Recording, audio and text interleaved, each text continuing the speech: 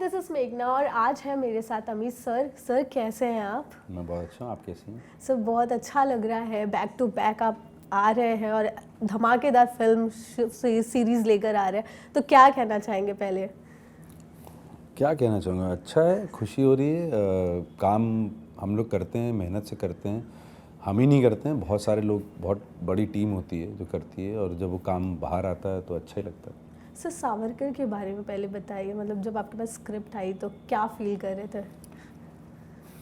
देखिए क्या है कि एक तो बहुत ही कंट्रोवर्शियल फिगर हैं विनायक सावरकर जी, और ये जानना बहुत ज़रूरी था कि असलियत में क्या है, और असलियत जानना भी बहुत मुश्किल काम है क्योंकि हिस्टोरिकल फिगर हैं, और बहुत सारी बातें जो हैं वो सुनी सुनाई हैं, कुछ लिखी पढ़ी हैं, कुछ बहुत सारी बातें अनसुनी हैं।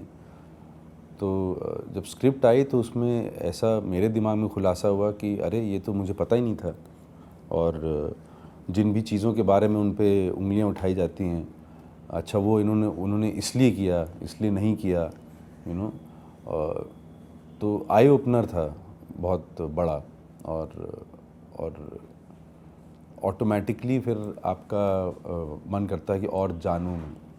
तो जो मैं कैरेक्टर कर रहा हूँ उनके बड़े भाई का, बाबा राव सावरकर का, उनके बारे में इतना कुछ था नहीं पढ़ने लिखने को, जानने को, बट जितना भी था वो सब कुछ राइटर्स के, रणदीप के दिमाग में था, और क्योंकि बहुत ही वेल रिसर्च्ड और बहुत समय लगाया गया था स्क्रिप्ट के शूटिंग स्क्रिप्ट के लेवल तक पहुंचाने में।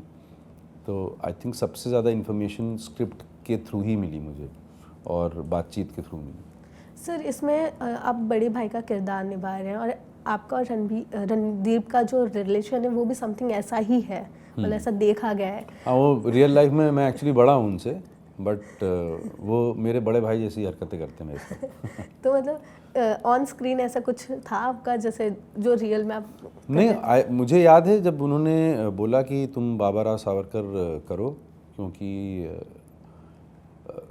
एक तो होता है कि जब भी आप कुछ काम करते हो, बाकी स्पेशली बाकी एक्टर्स के साथ, को एक्ट्रेस के साथ, तो एक चीज़ होती कास्टिंग। वो कास्टिंग का मुद्दा ये होता है कि एक तो आप कैरेक्टर में फिट हो रहे हो, यू नो, और एक होता है कि वर्कशॉप्स के थ्रू, डिस्कशंस के थ्रू, या फिर इनिशियल स्टेजेस में स्क्रीन टेस्ट के थ्रू कि क्या ये दोनों भाई लगेंगे, यू नो, या नहीं लगेंगे, या ये दोनों एक दूसरे के पूरक होंगे, चाहे वो जो भी रिलेशनशिप हो किसी भी और स्क्रिप्ट में। तो इस स्क्रिप्ट में स्पेशली आई थिंक वो एक बहुत ही लॉजिकल चॉइस थी रणदीप की कि मैं और वो भाई का रोल करें, क्योंकि हम लोग एक दूसरे को कुछ 28-29 साल से जानते हैं और भाई ही हैं रियल लाइफ में।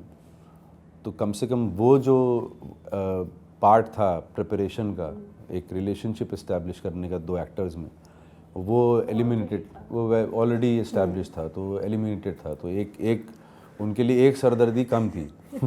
तो प्लस मुझे मालूम है कि जब भी वो कुछ काम करते हैं तो बहुत ही घुस के करते हैं और डेडिकेटेडली करते हैं, और बहुत वेल रिसर्च्ड होते हैं, मेटिकुलस होते हैं, डिटेलिंग बहुत अच्छा होता है उनका। और जब मैंने स्क्रिप्ट पढ़ी तो माइंड ब्लोइंग एक्सपीरियंस था वो स्क्रिप्ट पढ़ना, in the truest sense of it. और आई थिंक मेरा चयन इसीलिए हुआ, और मुझे ऐसा लगता है कि बहुत ही अच्छा चयन हुआ। और ये एक ऐसी फिल्म है, एक ऐसी कहानी है जिसमें कोई भी एक्टर पार्टिसिपेट करना चाहेगा, leaving besides all the politics and the political games that happen around something like this. Sir मैं सावरकर जी की बात करूँ तो बहुत ही कम लोग हैं जो उनके बारे में अच्छे से जानते हैं, क्योंकि हमारे एजुकेशन सिस्टम में भी उनके बारे में अगर बताया गया है तो वो बहुत ही थोड़ा या फिर उनका नाम मेंशन किया गया है। जब आपके पास ये स्क्रिप्ट आई थी और जब आपने उनको डीपली पढ़ा, सब जाना, तो आपको लगा कि ये एजुकेशन सिस्टम में इसको और भी बताने की ज़रूरत है? नहीं, देखिए, डेफिनेटली ये बात तो है कि हमारे एजुकेशन सिस्टम में, एक तो पहली बात तो मैं खुलासा कर दूं आपके सामने कि जब भी हमें अपने स्कूलों में हिस्ट्री पढ़ाई गई ना तो बहुत ही बोरिंग तरीके से पढ़ाई गई। सच बात। तो हिस्ट्री पढ़ना तो ऐसा लगता था कि जैसे कि मतलब बीमार हो गया हूँ मैं और किसी तरह से कुछ दवाई ववाई खा के निकल जाऊँ इससे, क्योंकि वो सारा हिस्ट्री पढ़ाना जो था वो सब रट्टाफिकेशन था। हाँ। जब आप बड़े होते हो और जैसे जैसे आप चीज़ों के बारे में जानना चाहते हो तो एक्चुअली हिस्ट्री से इंटरेस्टिंग कोई चीज़ नहीं है। ये तो है। तो जब आप हिस्ट्री का हिस्टोरिकल फैक्ट्स फिगर्स का उस समय की लाइफ का जब आप अध्ययन करते हो तो आपको समझ में आता है कि बहुत सारी चीज़ें ओमिटेड हैं। और अब वो किस वजह से किन लोगों ने क्या किया क्या नहीं किया वो मुद्दा नहीं है इस फिल्म का। मुद्दा ये है कि वो जो चीज़ें ओमिटेड थी जो कि नहीं पढ़ाई गई, जो कि नहीं दिखाई गई, नहीं बताई गई विनायक सावरकर जी के बारे में, वो इस फिल्म में दर्शाने की पूरी तरह से ट्रूथफुली कोशिश की गई है। सर आपको क्या लगता है इशू क्या है कि इतना कम चीज़ें क्यों बताई जाती है? मतलब कि वो बच्चों को बर्डन होगा या फिर ऐसे ही मतलब ठीक है पढ़ लेंगे? बच्चों का बर्डन तो स्कूल पूरा बच्चों का बर्डन ही होता है। और हमारा स्कूलिंग सिस्टम भी अभी एजुकेशनल सिस्टम भी ओवरऑलिंग में जाना चाहिए। आई थिंक अब तो मैं काफ़ी परे हो गया हूँ तो मे बी बहुत सारे एडवांसमेंट्स हुए होंगे, मुझे पता नहीं है। मुझे नहीं पता कि क्यों ऐसा हुआ क्यों नहीं हुआ ऐसा, बट ये बात पक्की है कि ऐसा हुआ तो है। और विनायक जी की ही बात नहीं है, बहुत सारे और हिस्टोरिकल फिगर्स हैं जिन्होंने रेवोल्यूशन में पार्टिसिपेट किया, फ्रीडम स्ट्रगल में पार्टिसिपेट किया, उनके बारे में विस्तार में हम लोगों को बिल्कुल भी नहीं पढ़ाया गया। ठीक है, अब बायोपिक की अगर बात करेंगे तो आपके लिए कितना चैलेंजिंग था ये रोल? बहुत चैलेंजिंग था। एक तो क्या पीरियड ड्रामा है, प्लस सबसे बड़ी बात यह है कि एक जीते जागते इंसान उनके बारे में है ये, जो कि ऐसा नहीं कोई मनगढ़ंत इंसान है। और वो एक रियल इंसान थे, उनकी एक अपनी रियल लाइफ थी, उनका एक अपना एक रियल आइडियोलॉजी थी, एक फ्रीडम स्ट्रगल में पार्टिसिपेट किया उन्होंने। आई थिंक वो पायनियर थे रेवोल्यूशन के, फ्रीडम स्ट्रगल के। और उसमें आप कोई गुंजाइश नहीं छोड़ सकते जितना भी ह्यूमनली पॉसिबल है गलती होने का, और वो गलती ना हो उसके लिए आपको बहुत ही डेडिकेटेडली और ऑनेस्टली काम करना ही पड़ता है। ये तो बात है। और सर मैंने ट्रेलर में देखा जहाँ पे आप जय हिंद ऐसा नारे लगा रहे हैं, वो आपके लिए क्या मोमेंट था? जब मतलब क्योंकि जब हम देशभक्ति की बात करते हैं तो जब हम ये सारी चीज़ें करते हैं तो एक अलग ही वाइब आती है। तो वो आपके लिए वो मोमेंट कैसा था?